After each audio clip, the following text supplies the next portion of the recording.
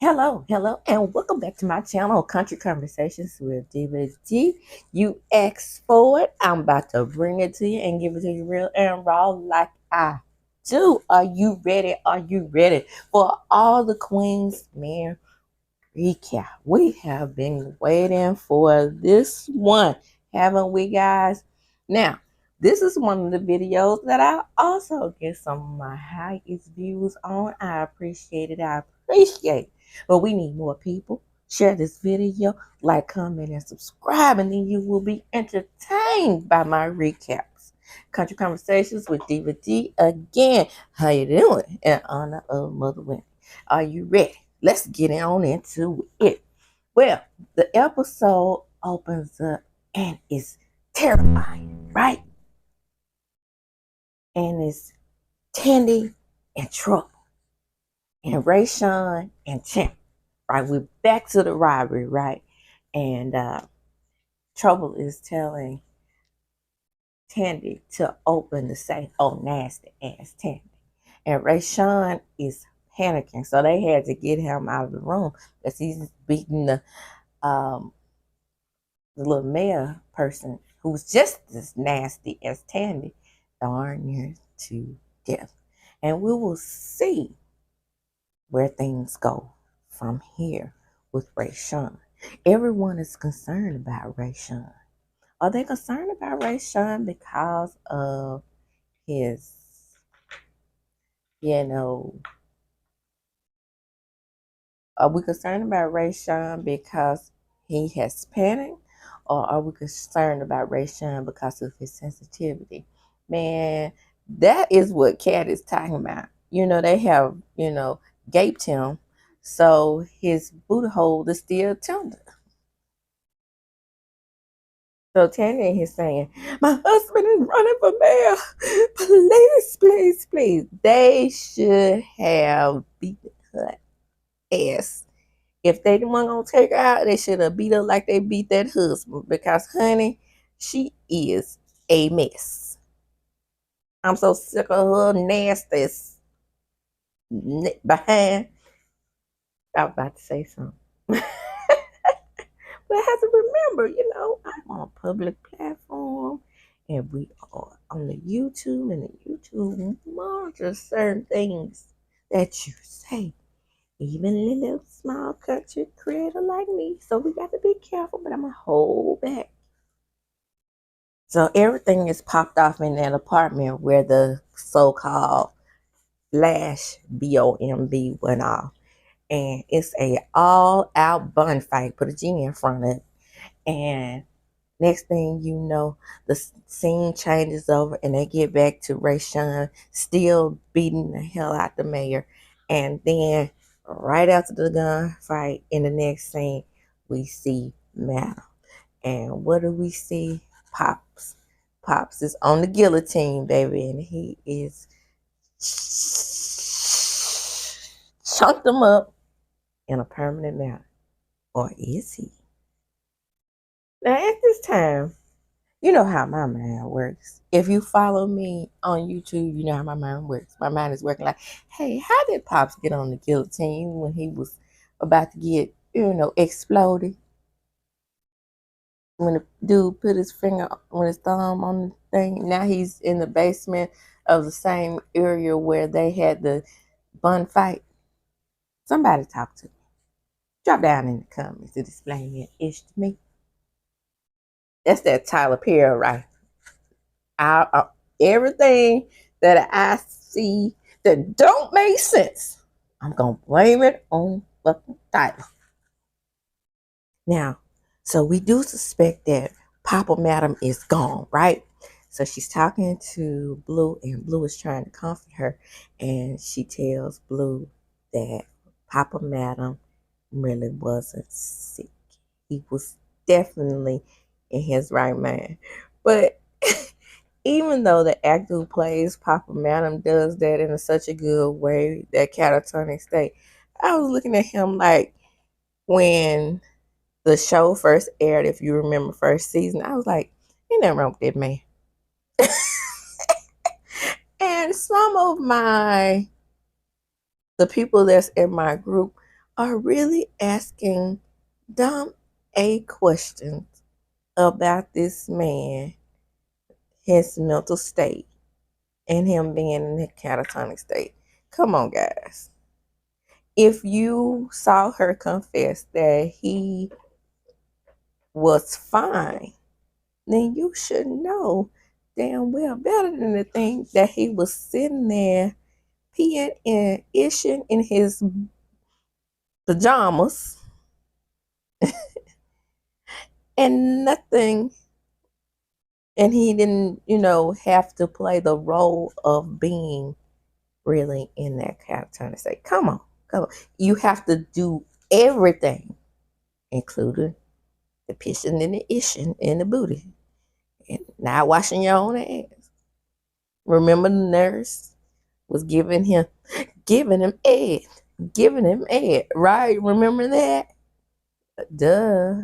I mean, and then he snapped out of it. You have to play the role to the fullest, except for, I guess she was so good at it, he couldn't resist that part. Dumb Tummy comes in, uh, and he's like, "Madam, I got it." And everybody is wondering why Tommy is always offering her cookies. I'm pretty sure those cookies are laced with something, okay?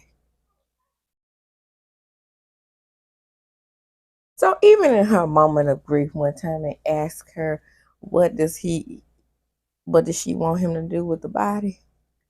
It's still all about business. Take him over there on Jones, dude named Jesse owes me. Ain't gonna say it. Really? Even in the funeral arrangement, we're still gangster. So he goes on to say, Tommy does, "Oh, madam, I tried to tell you that Mr. Joey will be constant air the whole time. Then, do I look? I told you so right now, Tommy." And he says, "No, madam, I'm not sure if I got it." Boy, Tommy is hooking up, ain't he? "Tommy, I got to get with my folks, madam. I'll make sure that he's gone. If he's not, I'll bring him back to you. You better bring the motherfucker back to me." Then Tommy says to Blue, "Take madam home." Boy, that's that little trio right there.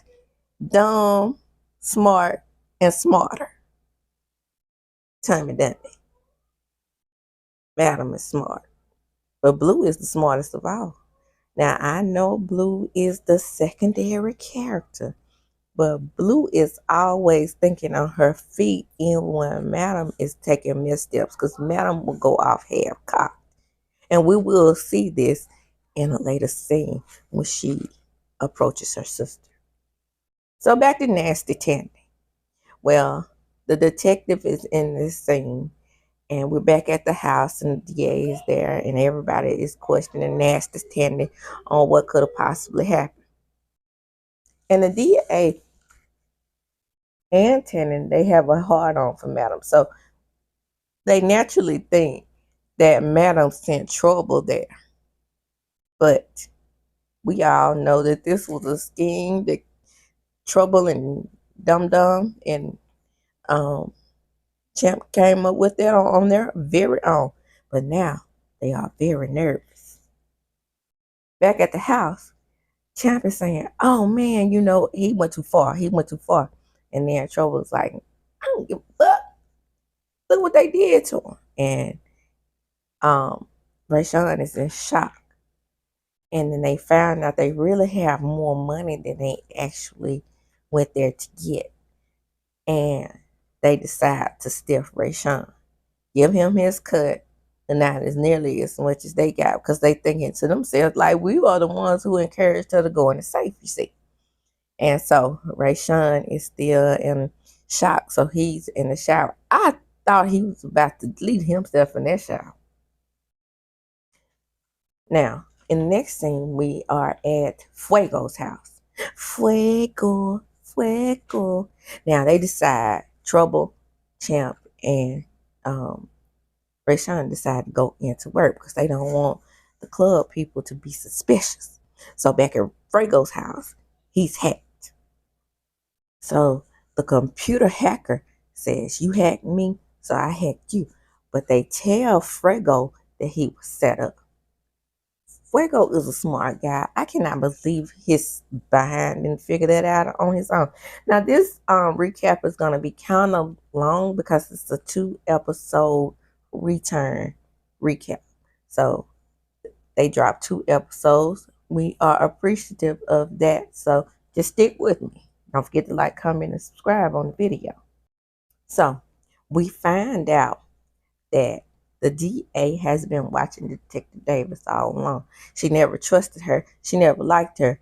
And Detective Davis knows this. But here comes Casanova back into the precinct, right? He is messing everything up for Big D. Because guess what? We know he's alive now. And so he's in there, barely in disguise and alive, which that's going to cause pause for Madam when she finds out that his big ass is still alive. So they're running down on Davis, asking her what was she doing in the dancer's apartment all night. But we all know she loves her some bolo, right? Well, we gonna call it bolo. He has a different name on here. Now, it's been quite a while since I saw the show, so I forgot Bolo's name on here. But you know who I'm talking about, the guy who Davis is stigmatized by. So now they believe that she is working for Madam, which technically I guess she is, right? They have her on video, so they don't have any other she doesn't have any other place to go. She is trapped. And Casanova is like in the background, throwing in his 2 cents. You are working with them. You are working with them. As if he didn't compromise the case as well. We all know that Madam is also blackmailing his ass.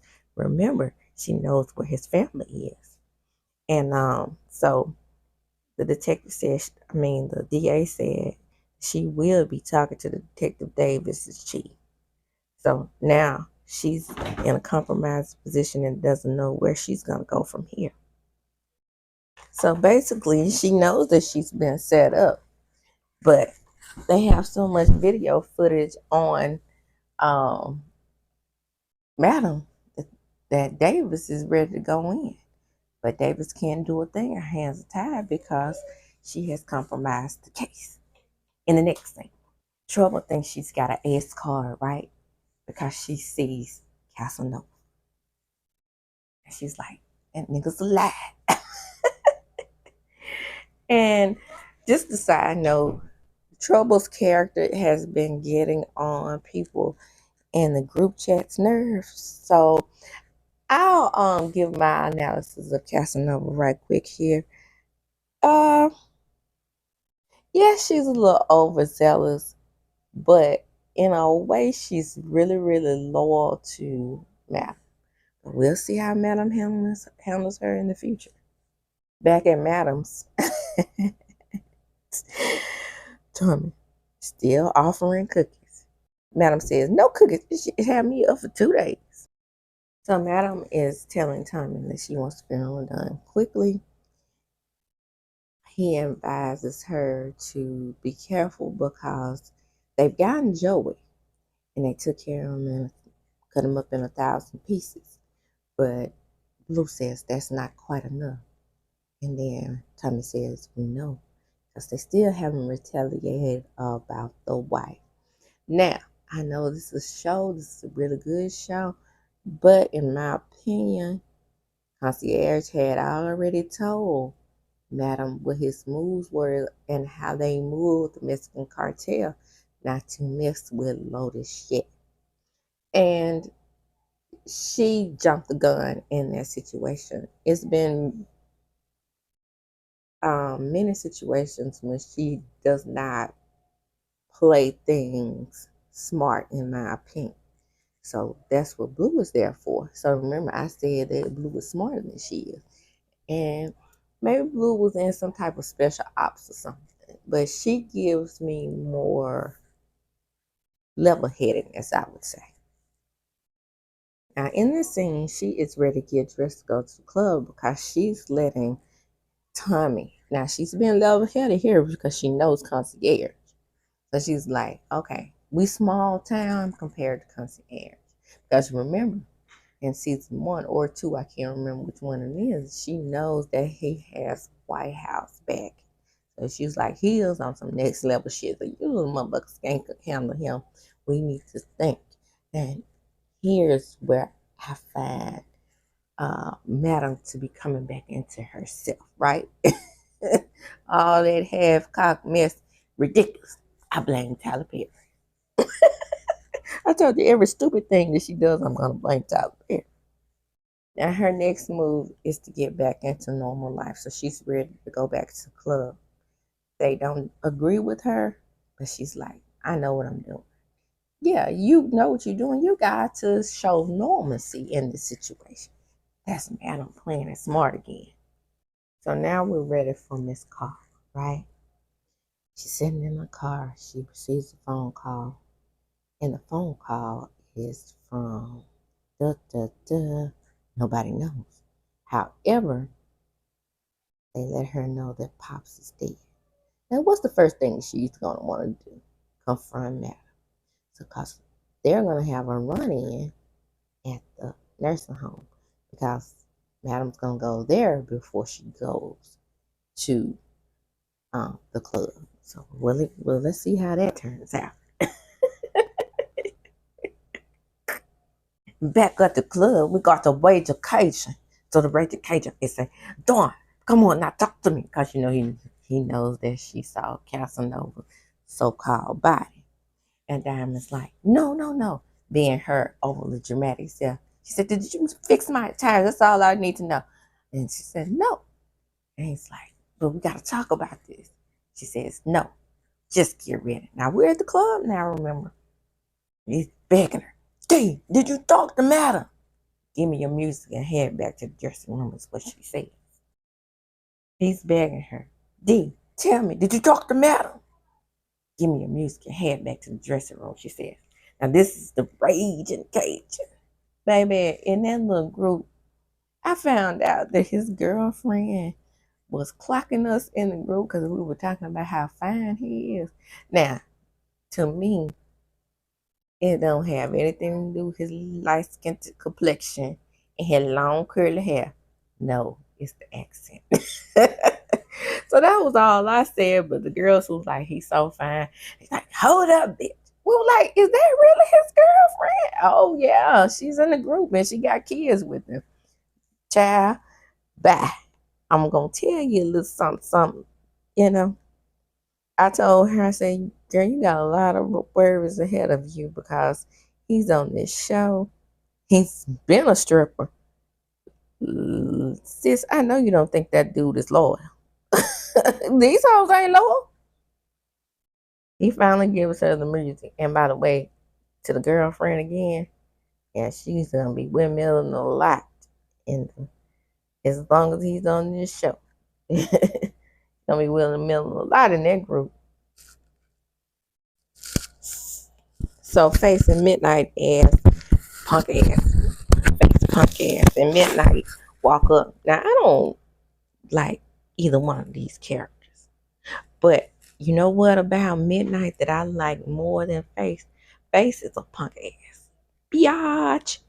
But Midnight is loyal and smart. So that's why I like Midnight. But these two characters, I can't stand either one of them. And Amp rolls up. And Midnight is telling Don, you know, that man, he's hurt right now. But he loves you. I saw him out in the back putting air in your tires with an air pump. And he lets her know sympathetically, which Midnight is definitely not that. That, you know, She cares about him too. She's trying to show that she doesn't, and she's trying to be tough. But B, you did that to him. So at this point, he's wilding, as Midnight says, because of you, dum dum. So Midnight schools Amp about the game, because he's like, well, man, it's all about loyalty. You still standing because Amp is, giving them the 411 about what Dime did to him. And he's like, well, as long as you're still alive, dude. See, that's why I don't like Midnight, but I like his, loyalty to the team. Out of he and Bolo, I kind of go back and forth with them on who's the most loyal to Madam. But hey, whatever. It's good TV, okay? So finally, we arrive at the nurse's station, right? And the nurse is telling Madam how sorry she is about her dad. And Madam is getting all the information that she needs to find the nurse. And in walks Big Headed Carlos' ass. The confrontation begins. I'm mad at you. I'm sick of your shit. I told you to let me take care of him. I just had to bring him into nursing. Bitch, I told you to be quiet now. Carlos says, you did this. I kept asking you to let me take care of him. She says again, Carla, how did you even know he was here? Don't worry about that. He says, I don't have time for this shit, Carla. And she says, bitch, it's all your fault. You brought him to this shit ass place. Oh, you don't get in Madam's face. You grab that heifer by the neck. Bitch, get your pussy pockets off of me. Says, bitch, get your pussy pockets off of me. I bite you in the fucking face. Okay, now I'm pretty sure y'all kind of heard that, because in a way, sometimes that's how I kind of do my review. Sometimes I take notes. Sometimes I watch the damn show while I'm, doing the recap. But just know that I've already watched the show. I can't play every scene in the background because that's copyright. So that's why, hopefully, that little snippet won't get me infringed, if you will. So she's like, why don't you tell them your real name? These motherfuckers scared of you. Got you running around here calling you Madam. Real nickname is G. Big old ass teeth. Motherfuckers' teeth so big she couldn't even stop smiling after you sucked dick. Madam was about to pull a gun on her. Then I met Bun. Okay. It's hard. You're describing what really happened to, it's hard to just cover up those YouTube sensitive words. But anyway, I don't care. Moving right along. So, Madam pulls her bun, put a G in front of it, and they wrestle that from her hands. And she says, look, Carla, this is difficult for me as well. And she says, bitch, you don't know what difficult is. You love money. You didn't love our father. Oh, you done made a man now. Because Madam was molded in Mr. Cadillac's image. She was like, Madam tells her, you know why I never put my hands on you? It's because Daddy told me not to. And then she says, well, Daddy's dead now. Go for what you know, bitch. And then Madam eases the weapon out. And the nurse said, I'm calling the police. And then Carla says, do it. But before she does, she slides the knife ever so gently into her chest. And that was the end of that episode. Hold up, stay with me. Like, comment, and subscribe. Here comes episode number 2 recap. Or should I say episode 10, because this is going to round out season 3. I'm calling it episode 2 because 9 and 10 were the premiere. But there's episode 9 and then there's episode 10. So the episode opens up, episode 9, not 2. And Madam is yelling in Carla's ear, "Stop shit, bitch. This is what you want to do? You will not fucking speak to me like I'm a bitch off the street." And There she is in her face, and the knife is planted firm in Carla's chest. So the security guard comes out, and what did he come out for? There, Burn Fife, his doggone socks showing, and Blue knocks him the fuck out. So she comes to walk out into the parking lot, her henchman, Blue and Tommy. And Tommy has a car, probably bulletproof, pull up on her and nope, nope, nope. Madam is riding in her G-Wagon. I'm not riding nothing to the club but my own shit. You heard what she said. Blue, can't talk to her when she's like this. Back in the car, of course, Tommy makes sure that they don't have a tail. Madam is still talking about Carla's ass, talking about how she's always been a problem. Then an unknown number calls. Blue says, don't answer it. She answers it anyway. It's Davis. And Davis says, we got a problem. Madam says, I don't have time for your shit right now. Oh, Davis says, you're going to want to hear this. Davis says, look, I'm being set up. The emails are showing that you were at the halfway house and at the garage. Madam says, well, you don't need shit from me. Girl, you know she is protecting you. You remember she's your eyes and ears, and you still, that's Madam for you, child. So she knows she's being set up at this point. So detective tells her to meet her at an abandoned building. Don't bring her henchmen and don't bring a car with an application in it.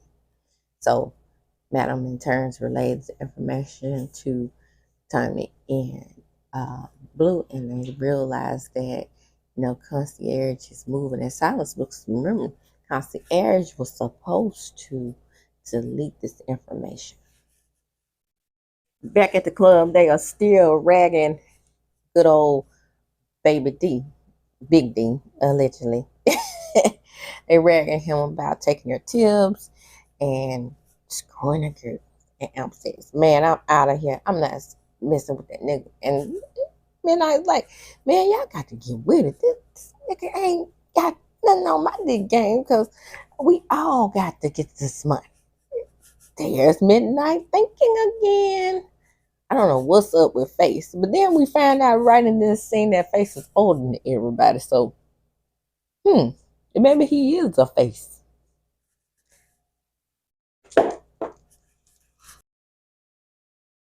So Dr. Midnight are trying to talk some sense in the Amp, and everybody is. So maybe he's softening up because now he's no longer wanting the DRUGSs that help him get by. They was like, well, look, man, we do it too. It's just, some money type shit. So I found out what his name is. They finally show a scene with him actually talking. Doc, Polo, same person. So back to the show. We're on the stage and they're doing their thing in the sex room. And sometimes in this show, I get mad. I get mad when they don't when the main dancers aren't on the stage and they don't do a dance, child. And it's just mostly acting.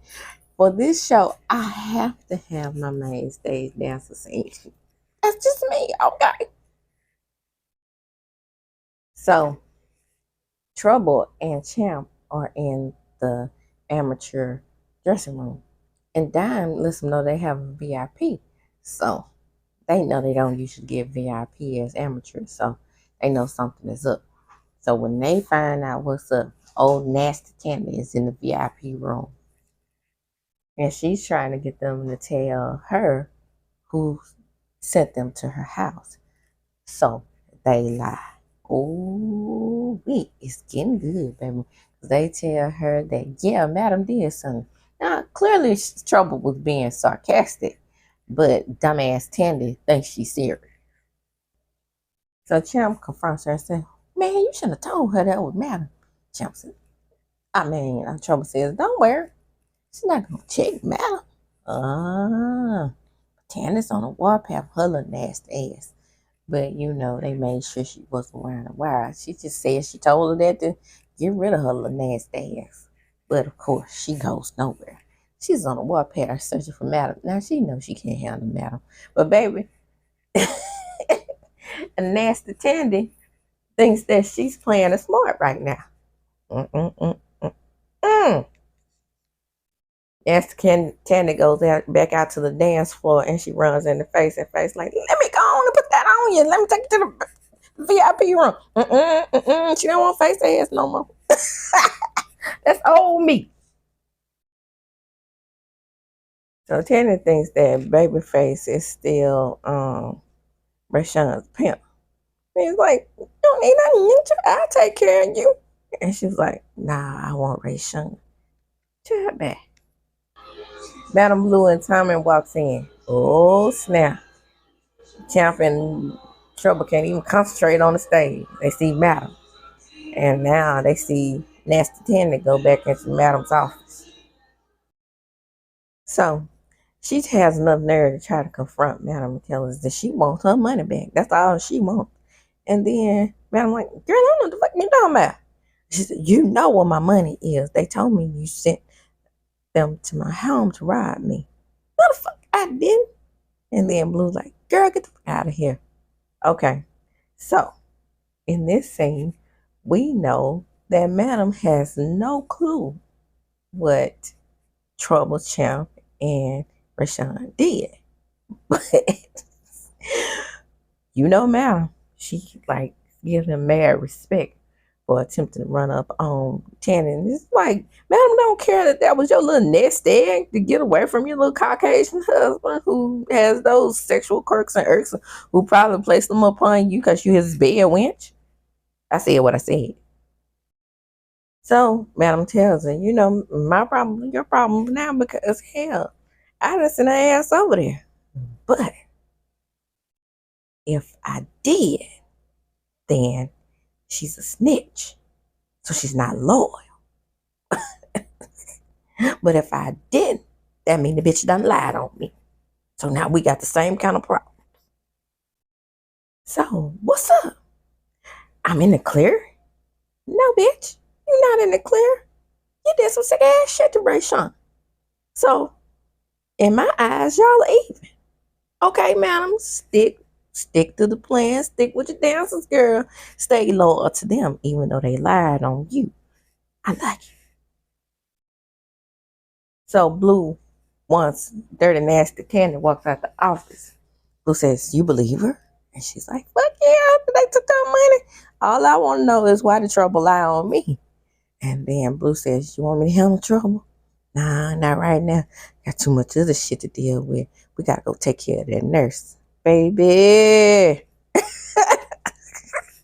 Ooh, we about to find out how bad Madam is, baby. And Pops, too.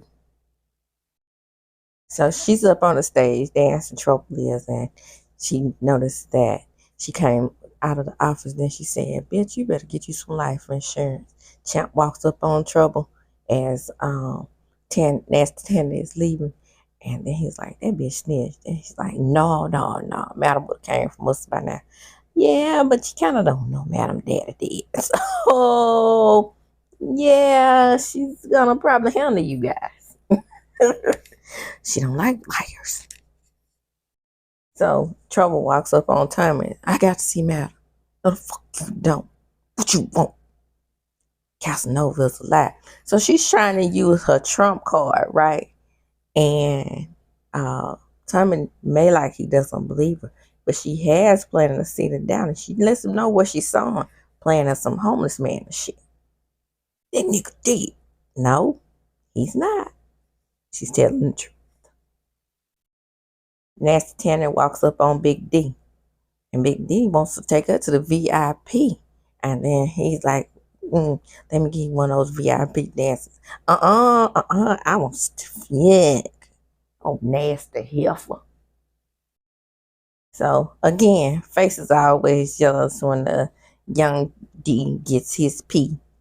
So he's confronting Tommy. You know better than sending him up there. That's my tip. And he's like, man, fuck you. I knock your ass out. But Baby D and Nasty Tanner disappear into the VIP room.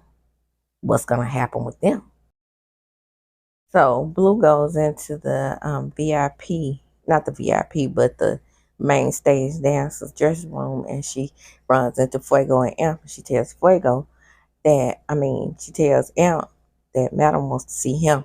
Then Fuego jumps up and lets her know about the hackation. So when he tells her about his computer being hacked and that he believes that they set him up, she was like, nah, nah, nah. She plays innocent, but she tells her, make sure to tell him to handle that shit. You're a hacker. You know what to do. He said, I may be able to come up with something. Back in the VIP room, Nasty Tandy and Big D is up there. I keep calling him Baby D because that's what Tommy does. And I did that when I was previously reviewing this show before they went on hiatus in between the strike. But anyway, uh, he's up there dancing for her. She's like, they let you up here? I ain't looked you yet. And he was like, yeah. And then she was like, well, they pretty territorial around here. And he gets down on his knees and start eating that old nasty snatch. Ugh, I'm about to throw up. He gets ready to kiss her. And she's like, I don't kiss on the lips. Oh, open them lids, good. I kiss down there too. Ugh. Boy, you better get you some mouthwash, Listerine, alcohol, Germix, swish your mouth out 54 times. No, 154. Ooh, you don't know where that old nasty thing lips been. I'm talking about them cooler lips. So, in this scene, Malin tells Imp about Papa DeVille. And he's like, I'm sorry. And they bond as the best they can. As, the gangster auntie trying to be hard and the mad at her nephew who is, trying to soften up to her, and they're trying to soften up to each other, but they don't know how, especially since Madam dragged him to the basement. Okay, group people, my people in my group. I'm about to share this video. I hope you watch it so we can explain who's Amp's parents.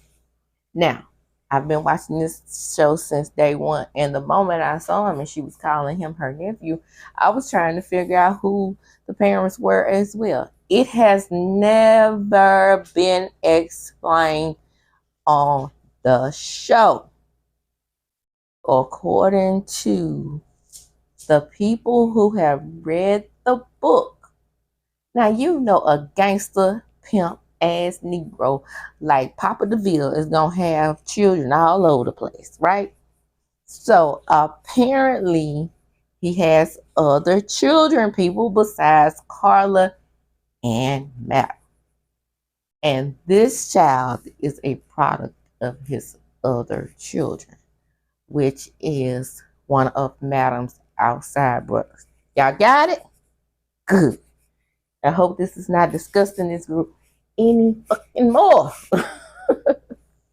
So, Big D is up there screwing on nasty Tandy. And Tommy walks in and tells him, get the fuck out of here, man. The time is up.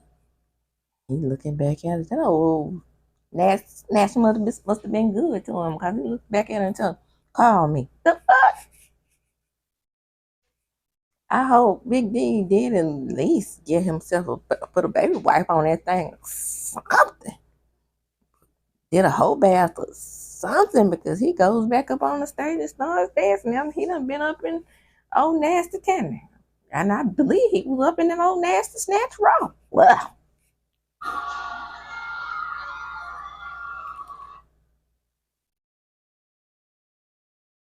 Well.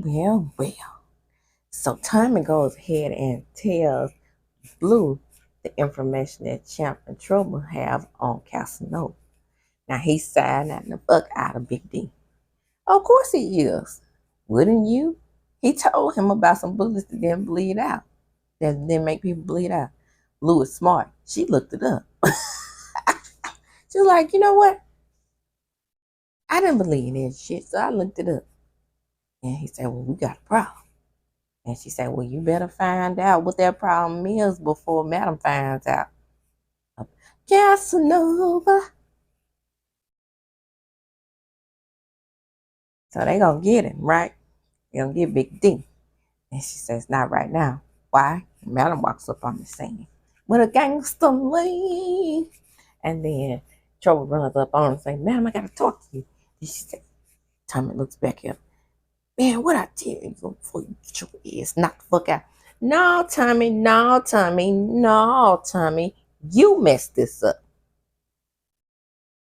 Trouble couldn't do it to Casanova because she kept saying he was a cop.